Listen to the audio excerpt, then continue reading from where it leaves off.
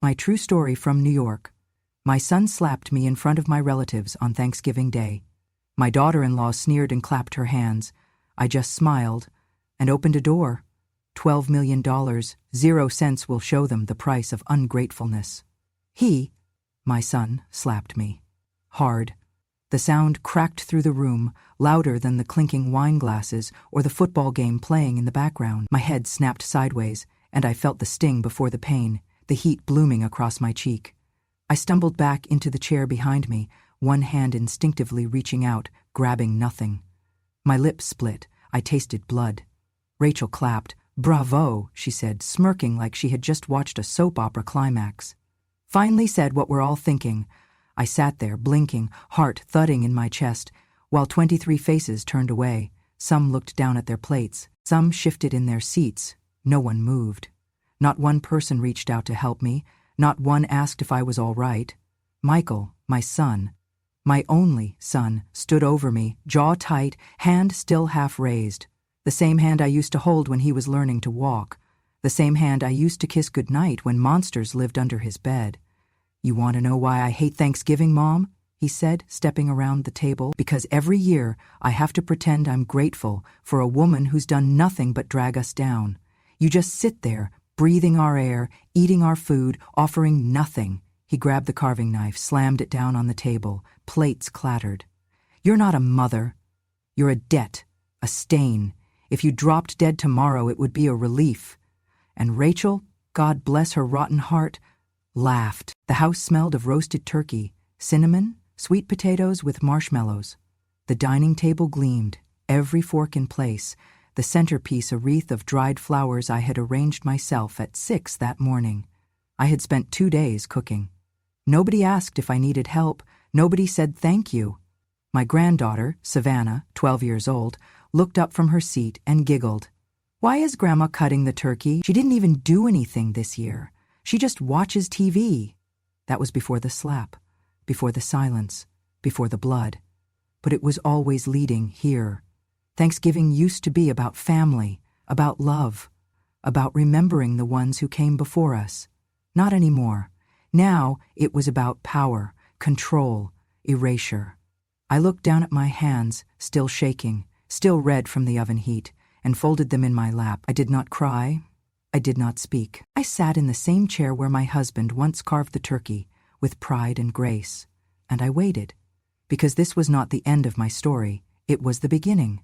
I was once the head nurse at St. John's for 38 years. I knew how to find a vein in the dark. I delivered babies in parking lots, stitched open wounds in emergency rooms so full the gurneys lined the halls.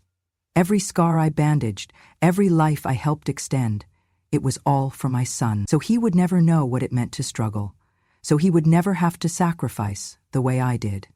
Michael was born after 5 years of trying. He was my answered prayer. When he got into Columbia, I cried into the uniform I had worn for over 3 decades. I sold my wedding ring to help cover the first year's tuition. I picked up an extra overnight shift for every textbook he needed. When he graduated, I was the one who paid the security deposit for his first apartment in the city. I was the one who co-signed on the loan when he opened his first marketing agency. When he married Rachel, I gave him the last of my savings for their honeymoon and told him to start his life free of debt. Then Joseph, my husband of 42 years, passed away in his sleep. And everything quieted. Michael called a week after the funeral. His voice was kind, measured. He said, "Mom, you should come live with us. You shouldn't be alone. It's time someone takes care of you." I said yes. I was tired, grieving. I thought it was love, but it wasn't love. It was control. The first month, Rachel took my phone to simplify the family plan. Calls stopped coming in. My friend Camille from church said she tried to visit, but Rachel told her I was resting and not up for company.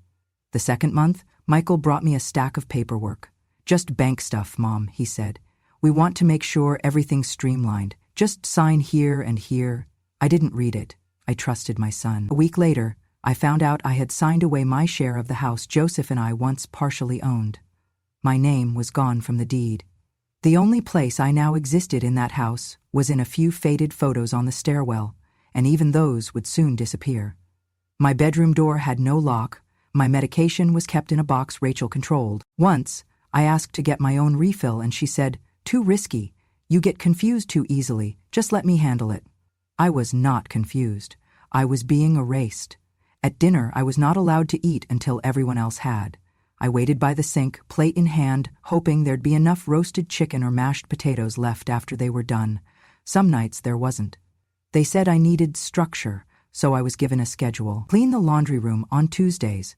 Fold the towels on Thursdays. Rachel once looked me up and down and said, "At least this way, you're earning your keep." One Sunday I mentioned I missed my choir. Rachel laughed. "You wouldn't even be able to hit the notes anymore." Michael said nothing. He just kept reading the paper. And still I stayed. Because I told myself this was what mothers did. They endured. They forgave. They waited for their children to remember who they were. But every day I realized I was not a mother in that house. I was a servant. And not even a wanted one. One morning, I was pouring oatmeal into a chipped ceramic bowl, my bowl, the only one Rachel allowed me to use, when I heard her voice behind me, sharp and low like the edge of a knife. "Living with you is like living with a curse," she said. "Even dogs have the decency to show loyalty." I turned slowly, holding the spoon still in my hand. Her lips curled into something that might have once passed for a smile, but now only spat contempt. "You're like a storm that never ends," she continued. "You bring cold with you, and guilt, and that smell, like dust and old medicine." I did not respond. I had learned that silence was safer than truth in this house. Later that day, I dropped one of my pills. My hands, too stiff and slow, missed the rhythm. It rolled under the kitchen island. I knelt carefully, one hand on the linoleum to keep from slipping. When I stood back up, Rachel was standing at the counter with the bottle in her hand. "Really?" she said, raising her eyebrows. "You can't even take your meds without turning it into a scene?" "I'm sorry," I murmured. She walked over to me, held the bottle at eye level, then raised her arm and threw it at my chest, hard. "Take it," she snapped, "and hurry. Old people get dramatic when they think they're dying." The bottle hit my sternum and bounced to the floor. I heard the pills inside rattle like dry seeds. I bent down, picked it up, unscrewed the cap with shaking fingers and took the pill. It tasted like shame. That night I sat on the edge of my bed and stared at my hands. These same hands had held my son's body when he was barely the length of my forearm. These hands had clapped for him at his high school graduation, wiped his nose during flu season, held his shaking shoulders after his first heartbreak. And these same hands, now wrinkled and weak, were no longer welcome to touch anything in his house. I looked toward the shelf beside my bed. There sat an old cassette recorder I had kept from my nursing days, used once to dictate notes or patient updates. I hadn't touched it in years. But that night I took it out, dusted it off, and inserted a new tape. I pressed record, and I whispered, "March 12th. Rachel told me I am worse than a dog. She said I am a curse." Every night after that I recorded something new. March 16th. Michael said I ruined the smell of the house. April 1st. Rachel called me a slave in slippers. April 23rd. They told their friends I was senile, even though I passed every test. I did not know what I would do with those tapes, but they made me feel like I still existed, like my version of the truth still mattered. Then came the afternoon of the photo. It was raining outside. The sky looked bruised. Rachel stormed into my room holding her phone, angry because a relative had tagged me in an old Facebook photo from Michael's wedding. I had commented with a simple heart emoji. Apparently that was embarrassing. "Are you that desperate to be remembered?" she hissed. I didn't answer. She scanned the room, her eyes full of Hunt. And then she saw it. My wedding photo, a black and white portrait framed in silver from 1972. My husband's tie was crooked. I wore a veil borrowed from a neighbor. We looked happy, real happy. She reached for it. "No," I said, for the first time in a long time, too quickly, too loudly. She turned to me. "What's this?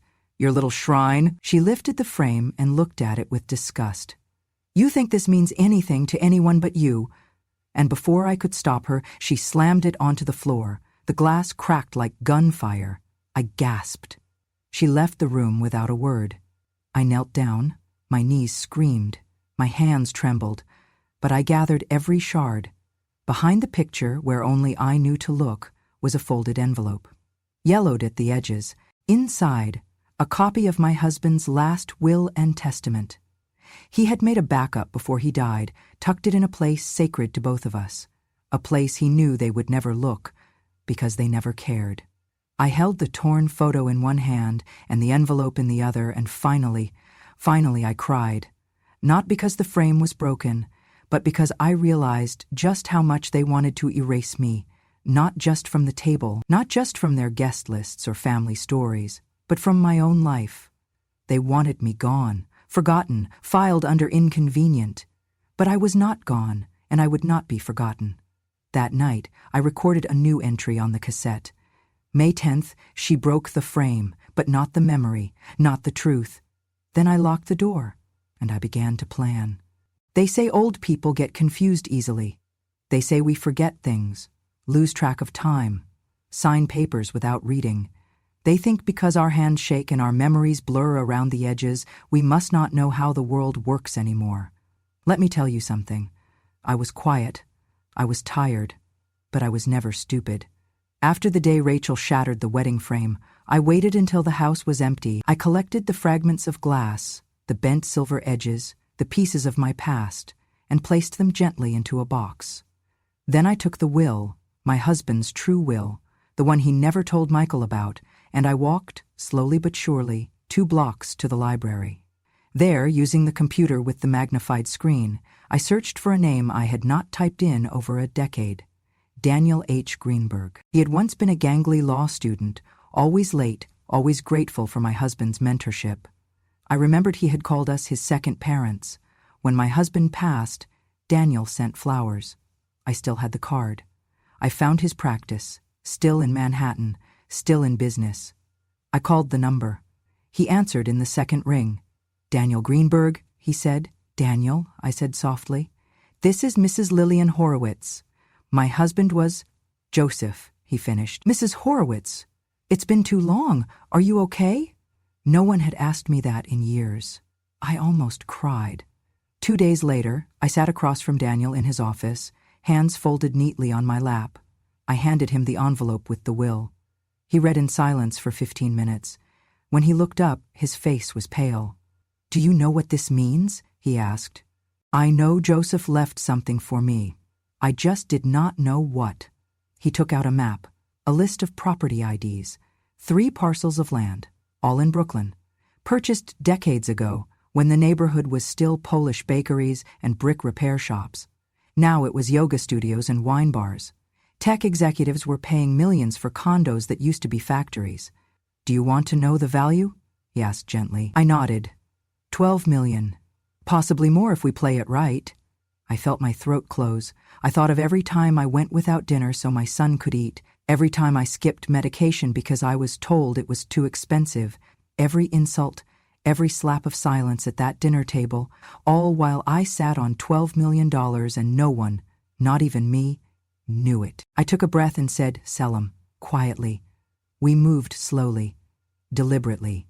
Daniel formed a trust, under a generic name, Heritage Estate Holdings. 1 property was sold through a private buyer. The second, through a company Daniel had worked with before. The third, we held on to for a few more weeks until an investor doubled his offer. By the end of 3 months, the trust held $12,400,000, 0 cents. Daniel asked, "What would you like to do with it?" I knew my answer already. I want it to go to mothers like me, women forgotten by their families. I want them to know they are not alone. He smiled. We formed a nonprofit, the Forgotten Mother Fund.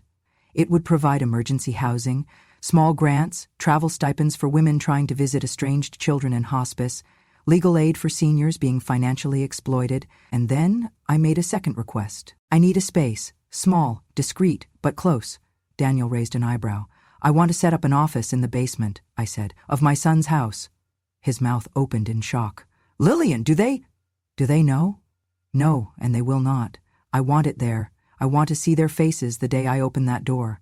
He helped me draft a rental agreement. The trust technically owned the lease, under another name. I paid the monthly fee from the estate, The basement, which they never used except to store broken furniture and holiday decorations, was cleaned out, repainted, fitted with a desk, a filing cabinet, a printer, and 2 locked drawers. I paid the rent. Using the trust, technically, they were renting space to a stranger without knowing it. And that stranger was me. Inside one drawer was the final version of my new will. I removed Michael and Rachel entirely. I included a note that read, "I gave you everything I had once, my money, my back, my silence. Now, I give you the only thing you ever gave me, nothing." I signed it on a cold Tuesday afternoon. And then, I waited. I waited through another birthday where no one said happy birthday. Through a night where I had a fever, and they said they were too tired to drive me to urgent care. Through summer, when Rachel screamed at me because I left one dish unwashed. Through fall, when Michael told a neighbor I had dementia because I forgot to close the back gate. I said nothing. Every night, I walked past the basement door and smiled, because they thought they had stripped me of power. They thought they had locked me into silence, but they never learned one simple truth. A quiet woman is not a weak one. She is just waiting for her moment. I woke up at 5 that morning. It was still dark. The house was silent except for the hum of the refrigerator and the ache in my knees. I sat on the edge of my bed for a moment, gathering the strength to stand. It took longer than it used to. 14 dishes. I had planned each one the night before: turkey with rosemary butter, garlic mashed potatoes, cranberry sauce with orange zest, Rachel's kale salad with pecans, Michael's favorite cornbread stuffing, the pumpkin pie I had made every year since 1974, everything written in pencil on a yellow legal pad. No one offered to help. Rachel floated through the kitchen once around 10 a.m., coffee in hand, glanced at the trays of raw vegetables and the rising bread dough, and said, "You're really going all out this year, just don't burn the turkey. Last year it was dry as hell." Then she disappeared into the bathroom for 2 hours to curl her hair. By noon, the house filled with noise, laughter from the living room, the smell of perfume, glasses clinking, people arriving with wine bottles dressed in cashmere and cologne, cousins I had not seen since Michael's wedding, friends of Rachel's I had never met, and not one came into the kitchen to say hello. The table had been extended with 2 folding ends, 20 chairs, cloth napkins, candle centerpieces that Rachel had ordered online and told everyone she had arranged herself. I brought out the platters one by one, my hips screaming each time I bent down. As I walked past the dining room, I overheard Rachel, loud enough for the guests and me to hear. "My mother-in-law can be a little much. She says strange things sometimes. I just want to apologize ahead of time if she interrupts or says something off. She's been having a hard time adjusting. You know how it is at that age." She smiled sweetly, as if concerned. I kept walking. I set the sweet potatoes down beside the glazed carrots. I took my seat at the far end of the table, next to the kitchen door. Dinner began. They toasted to success, to family, to new chapters. Rachel stood to show off her new necklace. Michael thanked everyone for coming. No one mentioned me. Halfway through the meal, as I passed a dish of roasted Brussels sprouts to the woman on my left, I heard Michael clear his throat. He stood. "Hey," he said, tapping his glass with a fork. "Quick thing, before dessert." The room quieted. "I just want to say thank you to everyone for being here. It means a lot. Rachel and I have been building something really special these past few years, this home, this life, and we're proud of what we're becoming. It has not always been easy, especially with certain distractions." He looked at me. I looked back. He continued, "But I think we're turning a corner. And I think, Mom, maybe it's time you understood that too." There was a pause. Then, in front of 20 people, cousins, neighbors, old friends, he said, "Mom, at some point you have to stop acting like this house is yours, like we owe you something. We don't. You've lived here rent-free. We've fed you, paid your bills, taken care of everything, and still you act like the victim." I could feel the air drain from the room. A few guests looked away. One woman reached for her water glass, trembling slightly. Rachel placed a hand over her heart and looked down solemnly, like she was mourning something. Michael wasn't finished. "We're trying to build a future here, a clean image. Clients come over, friends. You showing up during dinners, standing behind people with that look on your face, it's..." Well, it's unsettling. He paused again, letting the words hang in the air. So if you can't be part of the solution, Mom, then at least have the decency not to be part of the presentation. Silence. I looked down the long table, faces dipped toward plates. Nobody made eye contact. I scanned the room for someone, anyone who might speak up. An old neighbor, a second cousin. But they all looked away, cheeks pink, forks frozen in midair. I nodded. I picked up the carving knife beside the turkey, held it for a moment in my hand, then placed it gently back onto the tray. I stood. My chair scraped quietly against the hardwood floor. I smoothed my skirt, straightened my spine, ran one hand through my graying hair. Then I turned and walked out of the dining room. Step by step, I passed the kitchen, the pantry, the hallway with the family photos, none of which included me anymore. At the end of the hall, I opened the door to the basement. Cool air greeted me like an old friend. I descended the stairs, one slow step at a time. Behind me, the sound of silverware resumed. A single laugh. Someone poured more wine. They thought I was retreating. They thought they had won. But the truth was, I was not leaving the table in shame. I was walking straight toward justice. I returned upstairs only once, to stand at the edge of the dining room, and in the calmest voice I could muster say, "I need everyone to follow me downstairs. Please, just a moment." There was confusion. A few guests chuckled awkwardly. Someone asked, "Is everything okay?" Michael's mouth tightened. Rachel looked annoyed. But no one refused.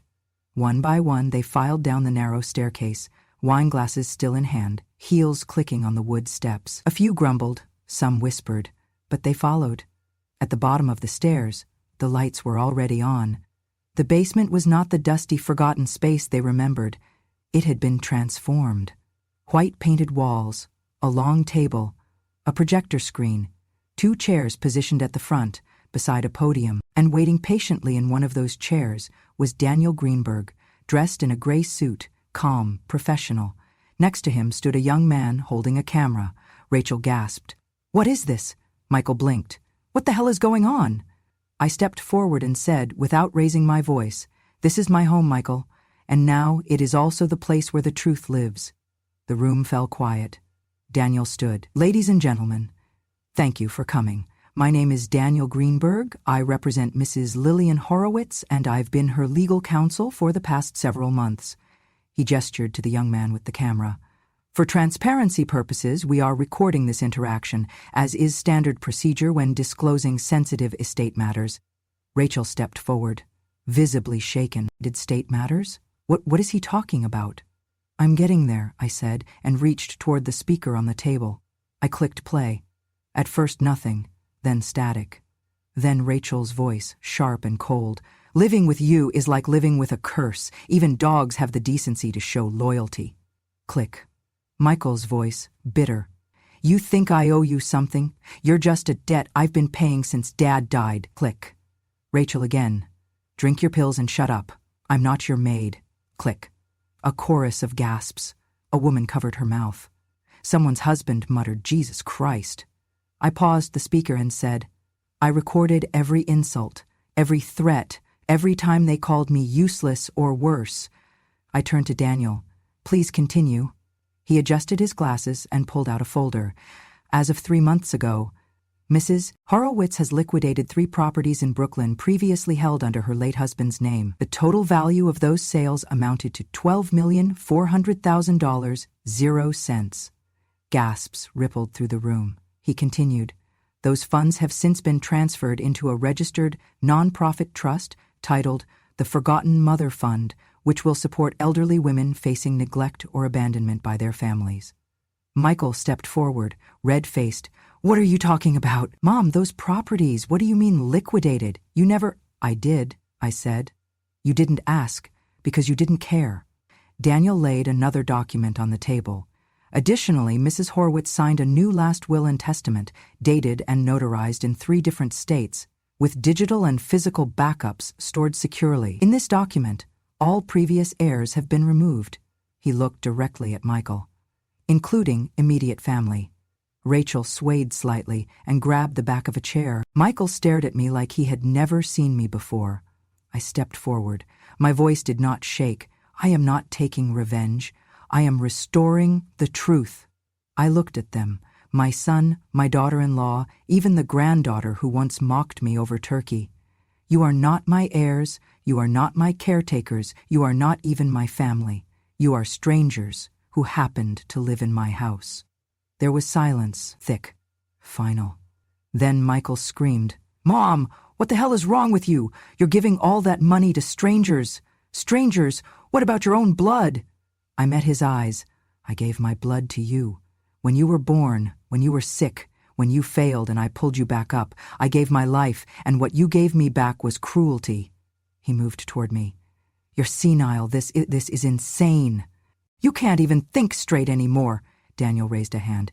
Everything has been verified through medical evaluations. Her mind is intact. Her memory is exceptional. The court recognizes her decisions as fully competent. Rachel finally spoke, her voice shrill. We took care of you. We gave you a home. No, I said. You gave me a room and called it a prison. You gave me leftovers and called it love. Michael pointed at Daniel. We're going to contest this. Do you hear me? This is elder abuse. Daniel calmly replied. Feel free. The state courts have already reviewed the filings. You'll be contesting against signed recordings, video documentation, and multiple witnesses. Good luck. I took one last breath and turned to the group. You may go back upstairs now. No one moved. Finally, someone whispered, You were right to do this. Another nodded slowly. Then, one by one, they climbed the stairs. I did not follow. I remained in the basement, where the truth finally had a voice. After the room emptied and the echo of footsteps faded upstairs, I remained in the basement, breathing in silence. The projector was off. The chair beside me was empty. Only the soft hum of the furnace remained, the one that never quite worked, unless I kicked it twice at the bottom. I heard him before I saw him, the uneven cadence of feet on stairs, a quick breath, then another. Michael appeared in the doorway, no longer puffed up, no longer smirking. His eyes were red, his suit wrinkled from how he had collapsed into a dining chair upstairs. His mouth trembled as he took one step into the room. Mom, he said.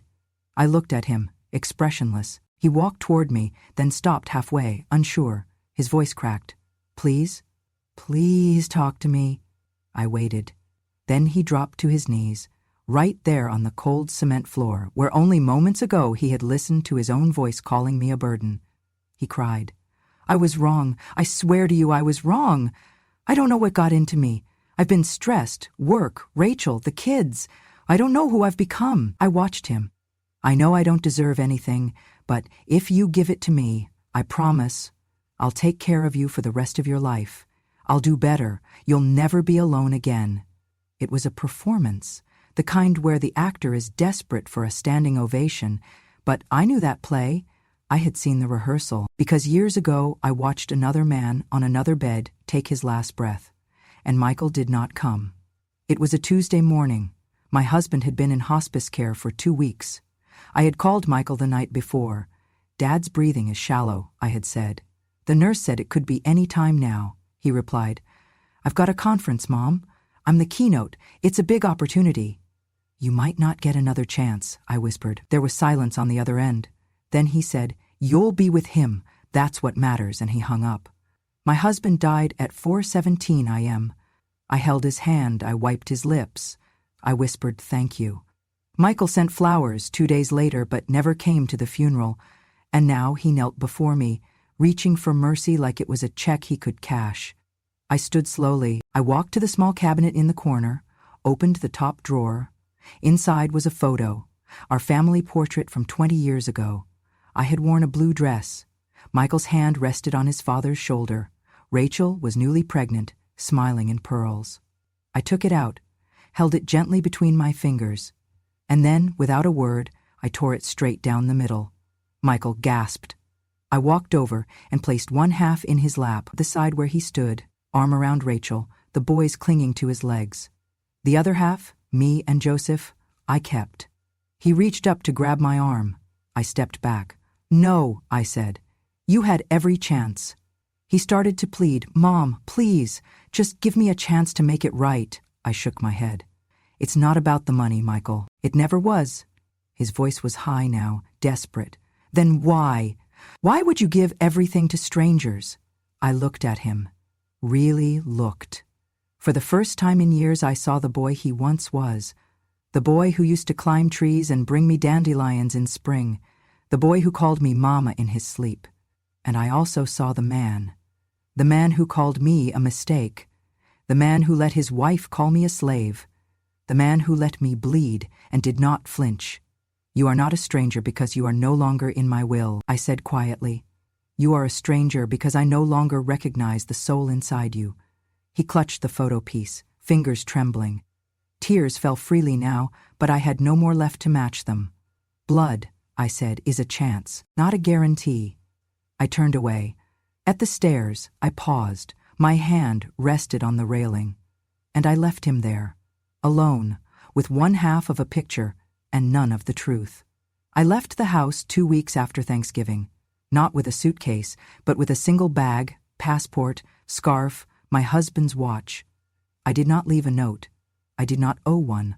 My first stop was Florence. The sky looked like it had been painted by hand. I wandered through alleyways lined with orange stone, tasted olive oil so fresh it stung my tongue. I stood in front of the David statue and thought, he looks so sure of himself, just like Joseph used to. Then Santorini. The water was too blue to be real. I stayed in a tiny white house with blue shutters, where the wind carried the smell of lemons. I read books on the roof, barefoot, wrapped in an old shawl. At night, I drank wine and listened to my own breath. In Kyoto, I walked beneath falling cherry blossoms. I bought a silk ribbon I did not need. I sat in a bamboo grove and whispered a prayer to no one. And for the first time in decades, my shoulders did not ache from tension. I slept through the night. In between these places, I met a woman at an airport in Istanbul. Her name was Maribel.